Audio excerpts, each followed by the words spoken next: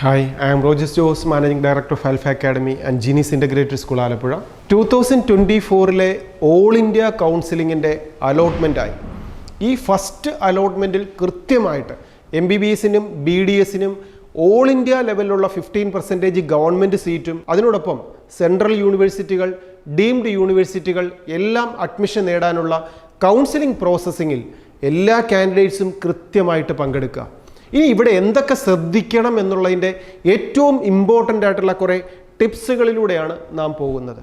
ഇനി all India കൗൺസിലിങ്ങിൽ നമുക്കറിയാം AFMC ഉണ്ട്. AFMCയുടെ 100% സീറ്റും ഫില്ല് ചെയ്യുന്നത് ഈ ഓൾ ഇന്ത്യ കൗൺസിലിങ്ങിലാണ്.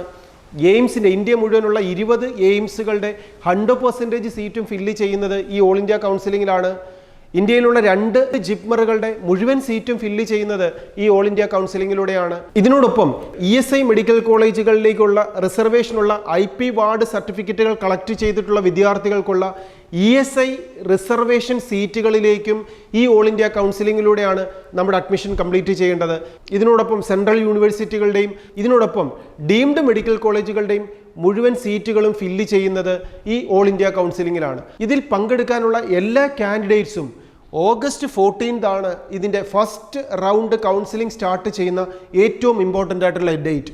ഈ ഡേറ്റുകളിലൂടെ നമുക്കൊന്ന് പോകാം, അവിടെ ശ്രദ്ധിക്കേണ്ട കാര്യങ്ങളും നോക്കാം. August 14th രജിസ്ട്രേഷൻ സ്റ്റാർട്ട് ചെയ്യുമ്പോൾ 14th and 15th എന്ന് പറയുന്നത് 2 ദിവസം verification of seat matrix by the participants institutions and NMC.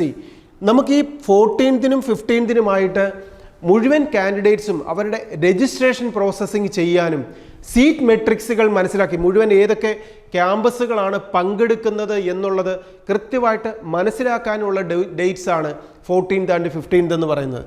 അതിനുശേഷം രജിസ്ട്രേഷൻ ആൻഡ് പേയ്മെൻറ്റ് എന്ന് പറയുന്നത് നമുക്ക് ഈ ഓൾ ഇന്ത്യ കൗൺസിലിങ്ങിൽ പങ്കെടുക്കണമെങ്കിൽ അതിന് രജിസ്ട്രേഷൻ ഫീസുണ്ട്. ഇപ്പോൾ ഈ വർഷത്തെ ഫീസ് എത്ര എന്നുള്ളത് 14th സ്റ്റാർട്ട് ചെയ്യുന്ന സമയത്ത് MCCയുടെ സൈറ്റിൽ പ്രോസ്പെക്ടസ് പബ്ലിഷ് ചെയ്ത് കഴിയുമ്പോൾ മാത്രമാണ് ഈ വർഷത്തെ ഫീസ് അറിയാൻ പറ്റുക. കഴിഞ്ഞ വർഷം ജനറൽ കാറ്റഗറി സ്റ്റുഡൻസിന് 10,000 റുപ്പീസും അതുപോലെ റിസർവേഷനുള്ള വിദ്യാർത്ഥികൾക്ക് 5,000 റുപ്പീസും ഡീംഡ് യൂണിവേഴ്സിറ്റികളിൽ നമുക്ക് ഓപ്ഷൻ രജിസ്റ്റർ ചെയ്യണമെങ്കിൽ 2 ലക്ഷം രൂപയും ഫീസ് അടച്ചാൽ മാത്രമായിരുന്നു നമുക്ക് ആ സീറ്റുകളിലേക്ക് ആ ക്യാമ്പസുകൾ വിസിബിൾ ആകുക. അപ്പോൾ ഈ വർഷത്തെ ഫീസ് എത്രയാണെന്ന് മനസ്സിലാക്കിയതിന് ശേഷം ആ ഫീസ് അടയ്ക്കാൻ രജിസ്റ്റർ ചെയ്യാനും പേയ്മെൻറ്റിനുള്ള ഫീസ് അടയ്ക്കാനുള്ള ടൈമാണ് 14th മുതൽ 20th വരെയുള്ള സമയം. അപ്പം നമുക്ക് കാൻഡിഡേറ്റ് ലോഗിൻ ചെയ്ത വിദ്യാർത്ഥികൾക്ക് ഫീസ് അടച്ചുകൊണ്ട് ചോയ്സ് ഫില്ല് ചെയ്യാം.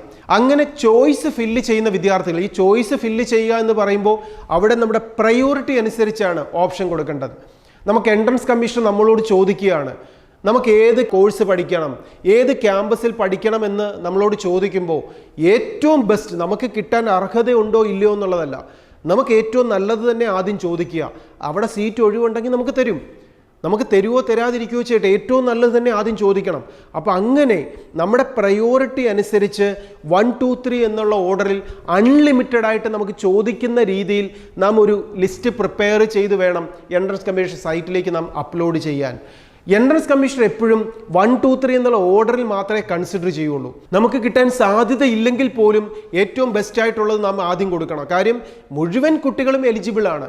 ഈ വർഷം 2024 നീറ്റ് എക്സാമിനേഷൻ എഴുതി 720 എലിജിബിൾ ആയിട്ടുള്ള ജനറൽ കാറ്റഗറി സ്റ്റുഡൻസ് ആണെങ്കിൽ 162 മാർക്കും അതിനോടൊപ്പം റിസർവേഷൻ കാറ്റഗറി സ്റ്റുഡൻസ് ആണെങ്കിൽ 126 മാർക്കുമാണ് ഈ വർഷത്തെ എലിജിബിലിറ്റി വന്നത്. അപ്പോൾ ഈ എലിജിബിലിറ്റി ഉള്ള വിദ്യാർത്ഥികൾക്ക് മുഴുവൻ നീറ്റിന് വേണ്ടി നമുക്ക് ഈ ഓപ്ഷൻ രജിസ്ട്രേഷനിൽ പങ്കെടുക്കാം.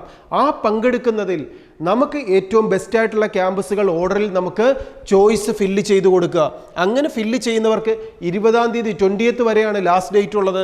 അതിനുശേഷം 21st and 22nd എന്ന് പറഞ്ഞ് 2 ദിവസം പ്രോസസ്സിങ്ങിനുള്ള ടൈമാണ്.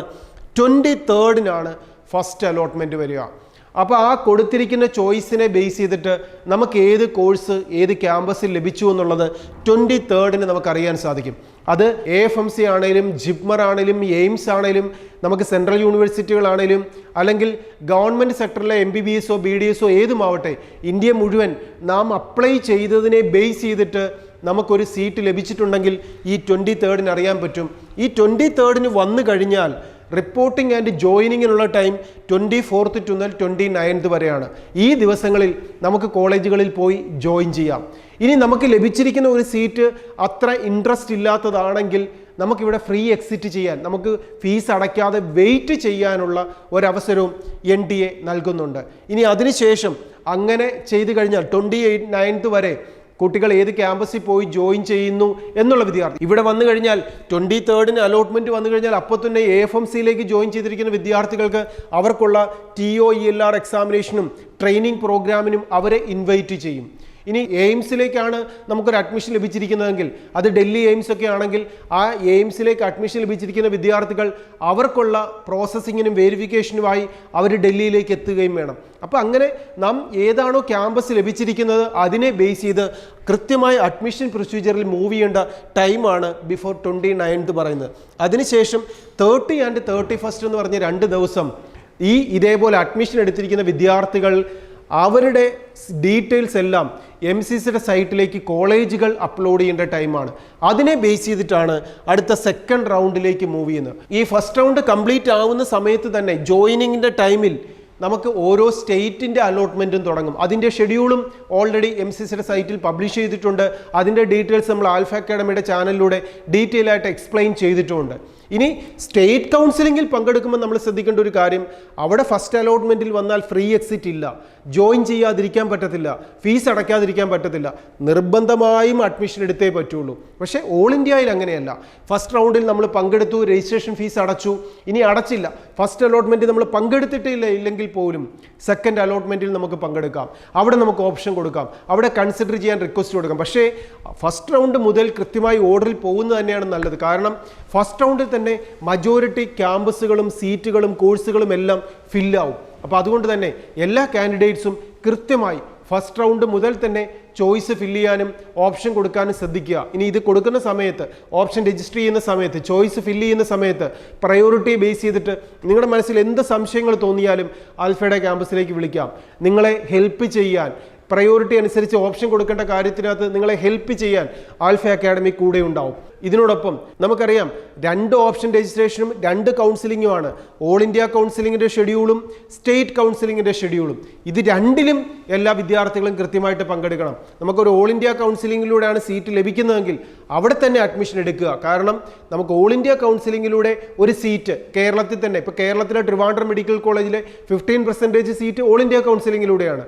അപ്പോൾ അവിടെയാണ് നമുക്കൊരു Trivandrum medical college first counselling നടക്കുന്ന സമയത്ത് ഓൾ ഇന്ത്യ കൗൺസിലിങ്ങിലൂടെ ഒരു സീറ്റ് ലഭിച്ചാൽ അത് തന്നെ നമ്മൾ ഓപ്റ്റ് ചെയ്യുകയും ഫീസ് അടച്ച് പോയി ജോയിൻ ചെയ്യുകയും ചെയ്യുക. അപ്പം നമ്മുടെ സ്റ്റേറ്റിലെ ഒരു സീറ്റ് ഒരു സ്റ്റുഡൻറ്റിന് വേണ്ടി നമുക്ക് അത് സേവ് ചെയ്യാൻ സാധിക്കും. അങ്ങനെ ഓൾ ഇന്ത്യ കൗൺസിലിങ്ങിലൂടെ പങ്കെടുത്തൊരു സീറ്റ് ലഭിക്കുന്ന വിദ്യാർത്ഥികൾ നിർബന്ധമായും അഡ്മിഷൻ എടുത്ത് മുന്നോട്ട് പോകുന്നത് ഈ സ്റ്റേറ്റിലെ കുട്ടികൾക്ക് വളരെ ഹെൽപ്പ് ആവുകയും ചെയ്യും. ഇനി ഇതിനോടൊപ്പം നമുക്ക് കണ്ടു ഗവൺമെൻറ് സെക്ടറുണ്ട്, സെൻട്രൽ യൂണിവേഴ്സിറ്റികളുണ്ട്, അതുപോലെ ഡീംഡ് യൂണിവേഴ്സിറ്റികളുണ്ട്.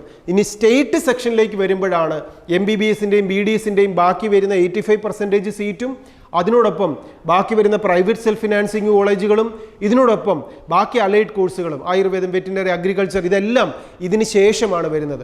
ഇനി ഈ ഫസ്റ്റ് റൗണ്ട് കഴിയുമ്പോൾ ഈ സെയിം ടൈമിൽ തന്നെ ഓൾ ഇന്ത്യ വെറ്റിനറിയും അതുപോലെ ആയുഷിൻ്റെയും ഒക്കെ അഡ്മിഷൻ പ്രൊസീജിയർ കൗൺസിലിംഗ് തുടങ്ങും. അപ്പോൾ ഇതുപോലെയുള്ള ഓരോ കാര്യങ്ങളും കൃത്യമായിട്ട് മനസ്സിലാക്കിക്കൊണ്ട് ഓരോ വെബ്സൈറ്റുകളും കൃത്യമായിട്ട് ചെക്ക് ചെയ്തുകൊണ്ട് കൃത്യമായി മുന്നോട്ട് പോവുക. എൻട്രൻസ് റിലേറ്റഡ് ആയിട്ടുള്ള പുതിയ അപ്ഡേറ്റ്സുമായി നമുക്ക് വീണ്ടും കാണാം. Best wishes.